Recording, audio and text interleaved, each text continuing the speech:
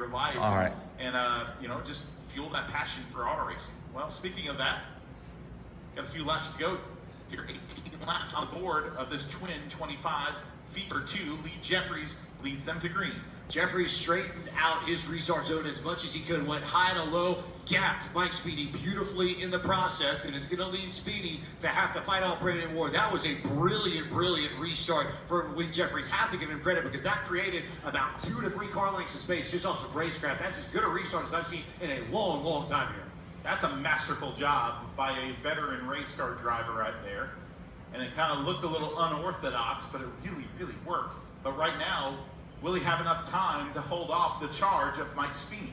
He bought himself as much time as he could, but there's no outdoing the fact that Speedy has the faster car at the moment. The gap that Jeffries built up has come down to just a car length, if that, and it will close even further. And we may have a battle on our hands.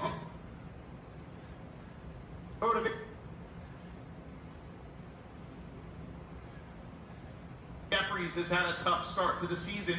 He could use the win. 2 drivers hungry for different reasons, leading the race here at Bowman Gray Stadium. 22 laps on the board, coming to 23. Tons of experience amongst these front 2. There is the bumper for the first shot from Lee Jeffries. Jeffries is able to hang on. I imagine we may see another shot either in the north or the south turn. In the south turn, nothing yet. So watch as they go into the north turn here. How much ground does Mike Speedy try and gather up? He tries to get there in the center of the corner. Can't quite get there. Might set up something here on the white flag lap.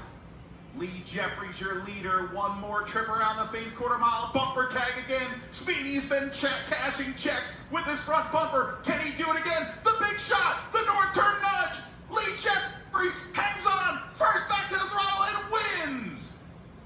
The veteran racecraft gets the job done at the end of the day. And to Mike Speedy and Brandon Ward's great credit, I think they all checked up a little bit to not run each other over. But Lee Jeffries playing defense throughout so much of this race.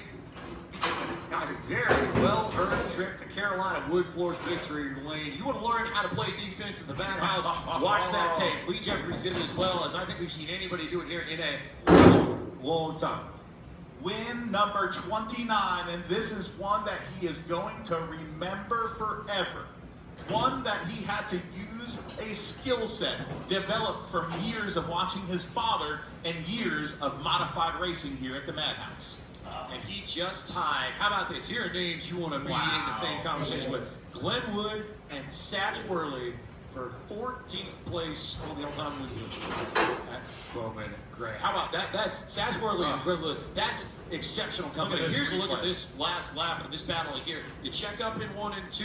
They're all sideways. They all let themselves gather back up. And credit to the showmanship almost for all 3 of these drivers simultaneously allowing each other to have the shot. Hangs on, gets the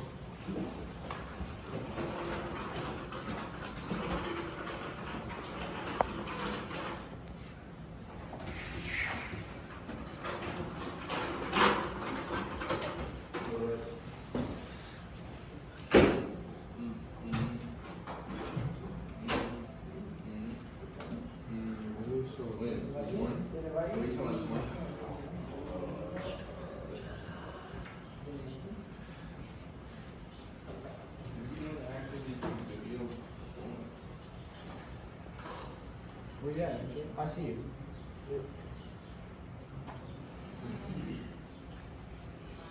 Lee Jeffries, ladies and gentlemen.